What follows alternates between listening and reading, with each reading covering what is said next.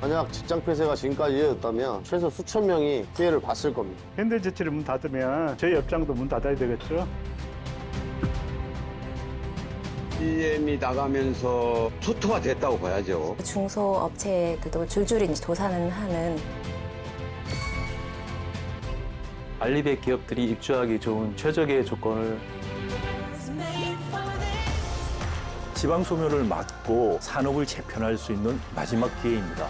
군산이 다시 활기찬 도시가 됐으면 좋겠습니다.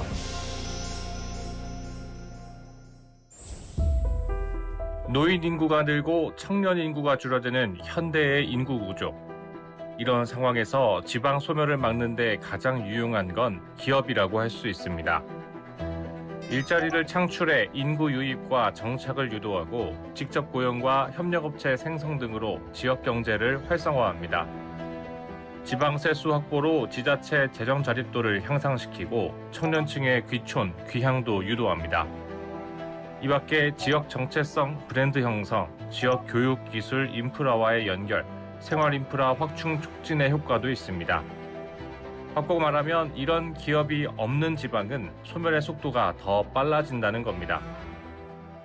예를 들어서 이제 제조업이 계속 부진하게 되면 그 종사자들도 이제 감소할 수밖에 없고 그런 고용까지 파급 효과가 나고 그러면 지역 소득도 감소하게 되고 소비도 위축되고 지역 상권도 위축될 수밖에 없거든요. 그리고 그런 지방 정부 입장에서도 그런 지방세 수입이 줄어들기 때문에 재정 악화로 이어질 수밖에 없고 결국 그거는 지역의 존립과도 연결된 문제예요. 그래서 결국 지역 내 특히 비수도권의 제조업의 이슈는 제조업의 부진이나 산단의 이제 그런 부진들은 결국 지역의 존립, 국가의 균형 발전하고도 맞닿아 있는 문제라고 볼 수 있습니다.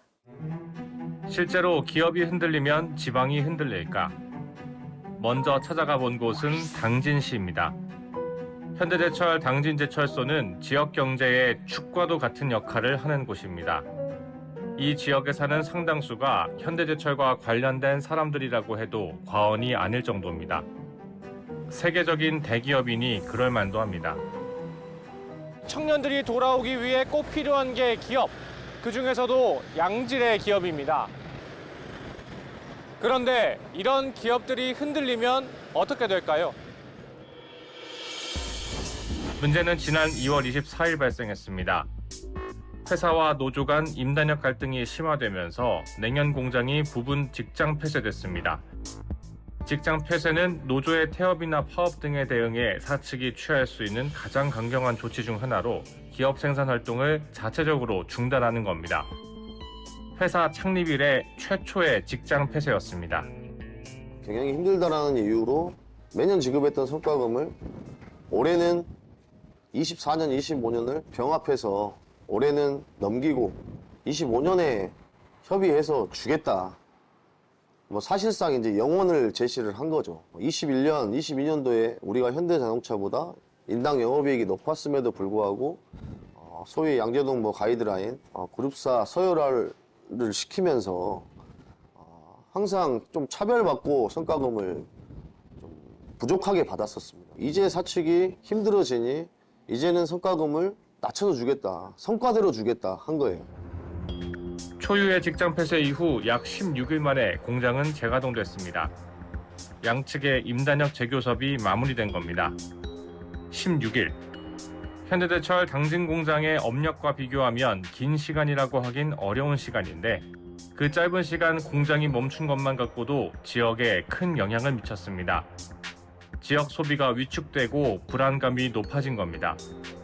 여기다 공장이 재가동되고 얼마 지나지 않아 현대자동차가 미국 시장에 4년간 약 31조 원을 투자하겠다고 발표하면서 불안감이 증폭됐습니다. We are also proud to open our new $8 billion auto plant in Georgia.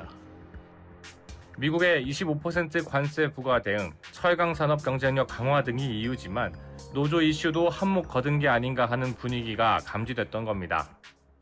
한참 파업할 때는 동네 어디 식당을 가든 어디를 가도 그런 얘기들도 많이 하고 오히려 저희한테 노조가 파업해가지고 당진 망하는 거 아니냐, 당진 시민들도 많이 좀 불안해했던 걸로 저는 피부로 좀 느꼈고요. 책임감이 많이 좀 들었습니다. 노조가 파업을 함에 있어서 회사가 이렇게 휘청거린다 뭐 이렇게 좀 생각을 많이 하셨던 것 같아요. 만나면 제가 아니 뭐 이런 설명들도 뭐 해드릴 때도 있고.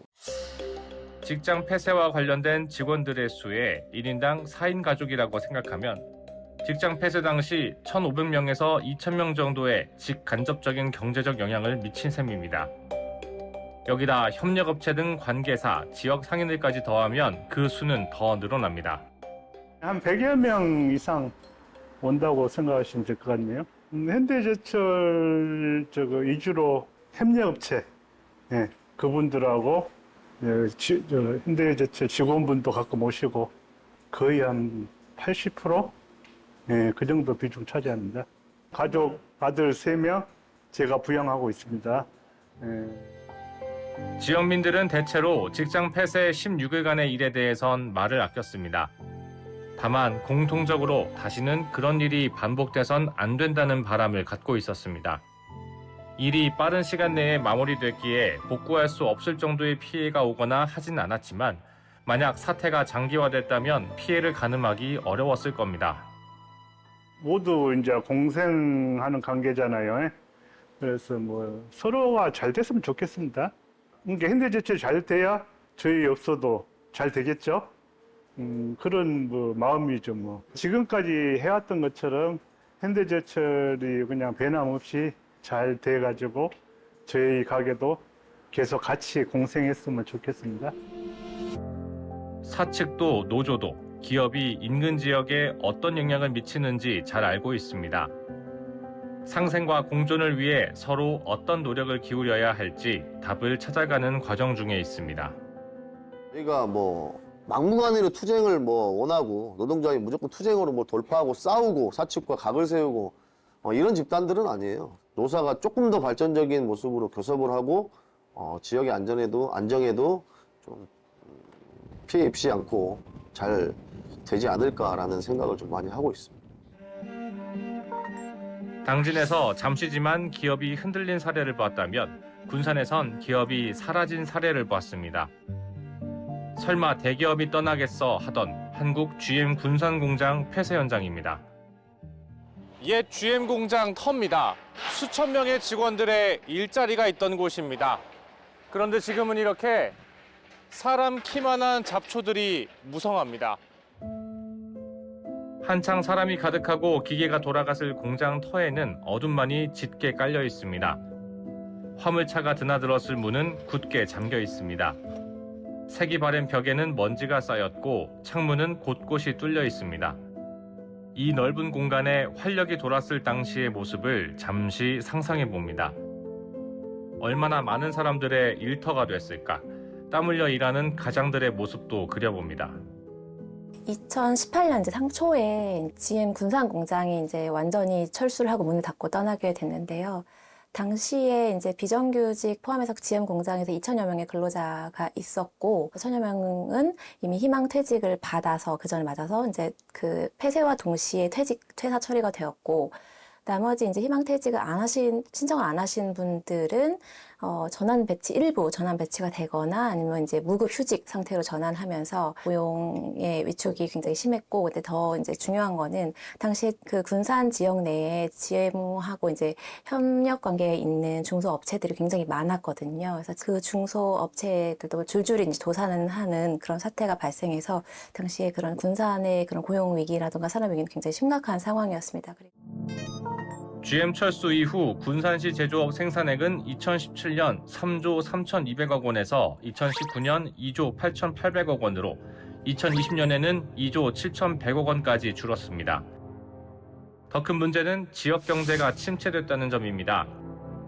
군산 시민 중 25%가 경제적 타격을 입었다는 분석도 나왔고, 특히 40에서 50대 중장년층의 취업난이 심각했습니다. 청년들이 일자리를 찾아 떠나니 상권은 더 줄고 인구도 계속 감소합니다.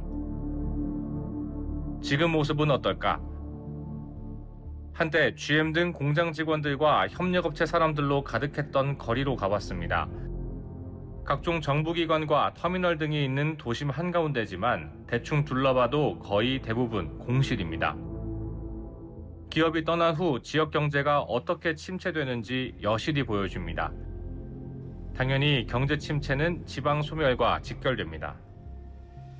군산 상권의 대표적인 상권이었었거든요. 한 70% 비었었는데 지금 한 50% 정도 비어있을 거예요. 20평짜리는 200, 30평짜리는 300 이렇게 받았는데 지금은 20만 원, 30, 10배가 떨어져가지고 내놔도 임대도 잘 안 나가고 그런 실정이에요. 여러 이유가 있겠지만 GM 등 기업이 나서면서 사람이 준 게 특히 피부로 와닿았다고 말합니다. 도시에 다시 활력을 불어넣으려면 일자리가 늘어나야 한다는 게 상인과 주민들의 공통적인 생각입니다. 그러려면 역시 기업이 필요합니다. GM이 나가면서 그라인도 안 되는데 걔네들이 나가가지고 초토화 됐다고 봐야죠. 기업이 들어오면 벌써 그 기업도 좋지만 직원들이 많이 늘어나잖아요. 인구가 이렇게 자꾸 증가하면서 상권이 형성이 돼야 하는데 인구는 줄어들면서 거기다 기대하는 수밖에 없죠. 어떻게 하면 산업을 일으키고 기업을 유치하고 일자리를 만들 수 있을까? 지자체도 다양한 방법을 시도하고 있습니다. 지난 2019년 전기차 위탁 생산 기지로의 변신도 시도했지만 무산된 후 지금은 조금 다른 접근법을 검토 중입니다. 부지가 넓고 바다와 가깝다는 점, 입주를 계획했던 전기차 관련 업체들과의 연결점이 있다는 점 등을 살리는 방법입니다. 저희가 이제 해상풍력 사업이라든지 이런 신사업을 추진하고 있는데요. 해상풍력 관련 그 기자재를 이제 운반하는 데 상당히 좀 좋은 위치에 있고 해서 해상풍력이라든지 그런 사업에서 이제 전기 업체들이나 이런 업체들도 필요하거든요. 국가 산단 내에는 어떤 큰 해상풍력을 할 만한 그 부지가 많지 않아서 현재 그 부지도 이제 적지로 생각하고 있고요. 조선이라든지 해상풍력 관련 자동차 관련 업종이 상당히 유리하다고 보고 있거든요. 그래서 그런 시에서도 그런 고민을 하고 있습니다. 기업이 떠나면 지방이 어떤 피해를 보게 되는지 제일 잘 아는 게 지자체입니다. 공장 부지 재활용에 그치지 않고 어떻게 해서든 사람이, 특히 청년들이 오게 되는 그런 도시를 만드는 게 생존을 위한 첫 번째 과제입니다. 친환경, 첨단 기술이 키워드입니다. GM 공장이 이제 그 철수한 이후에 인구가 한 2, 3년 사이 1만 명 정도 감소했어요. 그 인구가 아직도 회복이 안 되고 있습니다. 이게 다른 지역에 일자리를 찾아서 간 것으로 보고 있고요. 새만금 산단에 이제 2차 전지 특화 단지는 있긴 한데 그쪽은 이제 2027년 정도 돼야 본격 가동이 돼서 일자리도 한 10,000개 정도 더 창출이 되고 거기에 따른 그 관련 인구도 이제 어느 정도 회복될 것으로 기대하고 있습니다. 기업을 유치하고 일자리를 만들어 지방을 살리려면 산업을 고도화시키고 앞으로 필요한 산업으로 바꿔가야 한다고 전문가들은 조언합니다. 스웨덴 남부 조선업의 중심지였던 말메에서 크레인을 1달러에 판매한 게 예입니다. 효율이 안 나오는 산업에 집착하지 않고 더 적은 비용으로 높은 가치를 만들어내는 설계, 고부가가치 산업으로 전환했습니다. 만약 이런 질적 전환에 성공하지 못하면 전 세계적으로 일어나고 있는 공동화 현상에서 자유로울 수 없다고 경고합니다. 러스트벨트 시작된 이후부터 한 인구가 거의 반 정도 감소를 해요. 그래서 도심이 버려지고 우리도 지금 산업공동화의 초기 단계에 이미 진입한 것 같고요. 지금 특단의 대책을 정부 차원에서 또 지자체하고 협력해서 기업하고 노조하고 협력해서 추진하지 않는다면은 우리도 그런 산업공동화, 러스트벨트화가 일어날 가능성이 지금 매우 높다라고 생각이 됩니다. 우리나라에도 좋은 기회들이 많이 숨어 있습니다. 산업을 전환하고 고부가 가치를 생산함과 동시에 지역 불균형 문제도 완화할 수 있습니다. 하지만 이런 기회들은 기업 혼자만의 노력으로 잡을 수 있는 게 아닙니다. 합리적인 근거를 바탕으로 한 국가 정책 방향 수립, 기업과 노조의 상생 의지, 이기심을 내려놓는 지원빈들의 의지가 있어야 가능한 일입니다.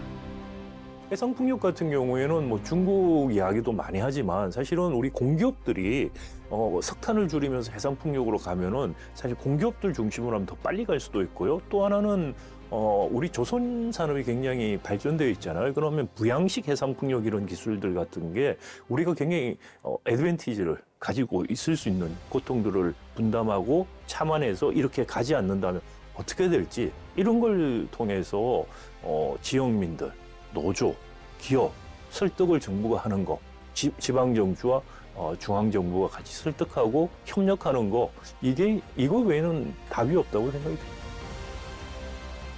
리프팅 지방 시대. 기업이 흔들리면 지방도 흔들립니다. 기업이 흔들리지 않으려면 산업 고도화가 필요합니다. 기업뿐만 아니라 노조, 중앙정부와 지방정부, 그리고 지역민 모두가 힘을 합쳐야 가능한 일입니다.